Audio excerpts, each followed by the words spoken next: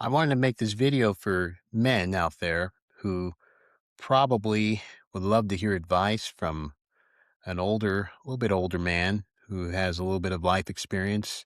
I know there's a lot of content on YouTube, and I don't see a lot of wisdom being dispensed to young men. And so I'd like to give it a try. And if I fail, I apologize in advance if the advice didn't work, but through much prayer and much meditation on my end, uh, I think it's decent advice. So take it for what you will. But I want to tell you this, and please hear me very, very carefully. Okay. You never take anything that belongs to someone else unless you have absolute justification to do it. Never. I don't care how minor it is. I don't care how major it is. You never do it. If you see a nickel on the floor and it belongs to someone else, you run and you find the person that nickel belongs to and you give it back to them.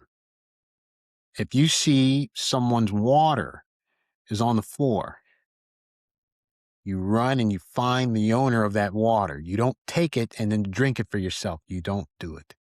You don't do it. If someone is undercharging you, and let's say that you were supposed to pay $10, but you're paying 9, you tell the person you're undercharging me. I need to pay 10. You never take something from someone else unless you have absolute justification. Why do I say this? Because you will reap what you sow. You will reap what you sow. You see, you have to understand what fear of God means. When you fear God, it's because you know that the Lord is always watching you. Mankind is not perfect. There are times when, your father would be around and he's watching you, and there's times where he goes to sleep. No one can be awake, for all the days of their life and not sleep. It's impossible. And so there are times where you can get away with it with men, not God. The Lord is always watching, always watching. And if you fear God, you know that there's absolutely no way I can get away with it. And I have to do what's right in God's eyes and not in my eyes. Why? Because I will reap what I sow. The Lord will bless those who do right, and he will curse those who do wrong. How does he bless those who do right? He will open doors for you. There will be opportunities that come your way that advance your life. But if he curses you, he will take away opportunities from you, and he will not protect you in harm's way when it comes in your direction. The Lord is always watching you. You have to understand that in order to know that this principle works. Now, there's another angle to this, that if you do take something from someone and it belongs to that person will never forget it. They will never forget it. People are very particular about their things. And if you take it from them, they'll always remember it. And they will always fester on the idea that you took away their items.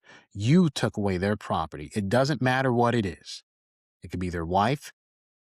It can be their car. It could be their business. It could be something as little as $1. You took it from them without any justification at all. And life has a funny way of bringing that person back into your life. When you're in a time of need, that person will not help you. And you will learn that what you did was wrong. And that is when you know that the Lord is in control. See, there's conditions with which you can take something from someone. And these are the conditions. They voluntarily give it away without being coerced, without being tricked. They did it with their own free will because they thought they were making the right decision. That's one. Two, they did something so wrong, so egregious, that they realized that they shouldn't have this property, and they give it willingly. And sometimes they don't do it willingly at all, and it's taken from them by force, and they probably protest, but they know that that's the right thing to do. But those really are the two conditions. Now, I hope you take heed to this because this principle works. If you practice it in your life will be considerably better. But if you don't, may the Lord be with you and have mercy on your soul.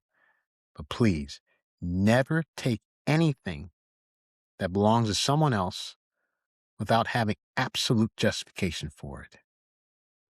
I hope that was helpful.